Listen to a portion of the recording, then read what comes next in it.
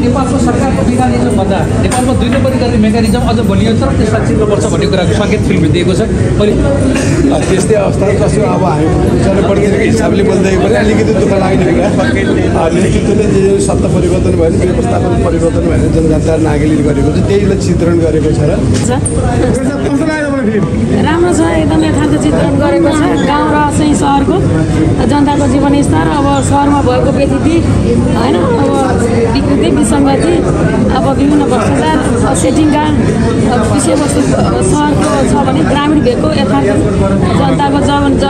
जनताको जीवनस्तरको बारेमा खास गरेर कर्णाली क्षेत्रको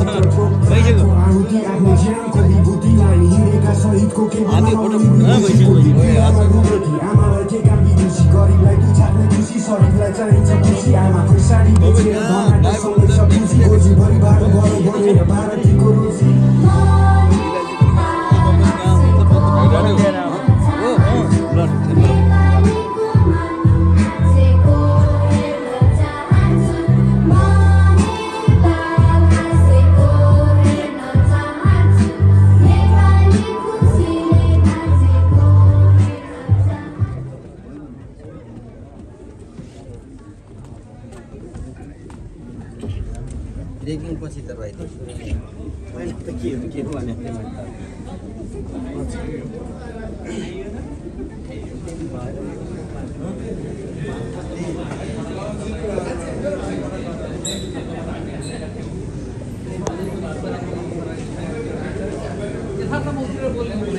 अझै पनि नेपालको सरकारको मेकानिजम भन्दा नेपालमा 2 नम्बरी गर्ने मेकानिजम अझ बलियो छ र त्यसलाई चिन्नुपर्छ भन्ने कुराको सङ्केत फिल्मले दिएको छ।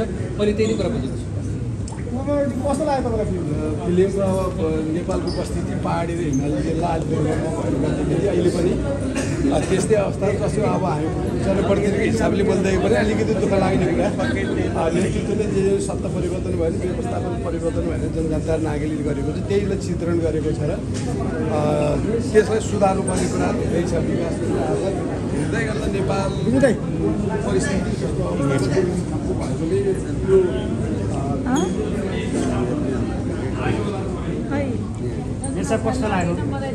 राम्रो छ राम्रो छ एकदम यथार्थ चित्रण गरेको छ। गाउँ र चाहिँ सहरको जनताको जीवनस्तर अब सहरमा भएको व्यथिति होइन अब विकृति विसङ्गति अब विभिन्न भ्रष्टाचार सेटिङका विषयवस्तु सहरको छ भने ग्रामीण भेगको यथार्थ जनताको जीवनस्तरको बारेमा खास गरेर कर्णाली क्षेत्रको जनताको जीवनस्तरको यथार्थ चित्रण गरेको छ। राम्रो छ।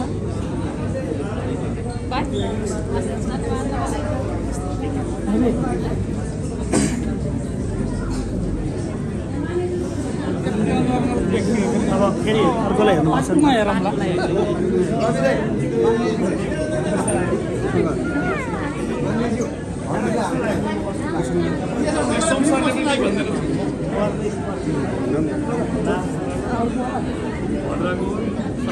मिश्रित छ।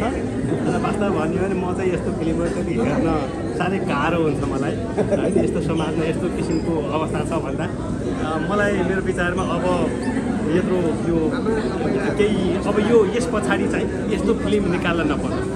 नेपालको वास्तविक अवस्थालाई यहाँ झल्काउन खोज्नु भएको छ र यस्तो अवस्था हामीले देखाउन नपरोस्।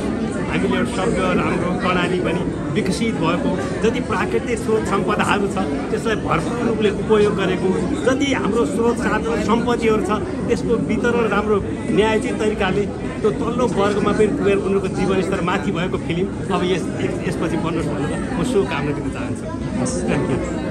तपाईँलाई कस्तो लाग्यो फिल्म?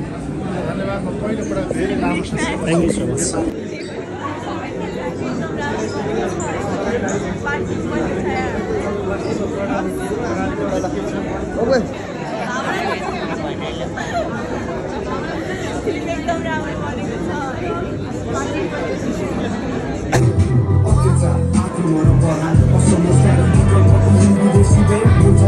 Somos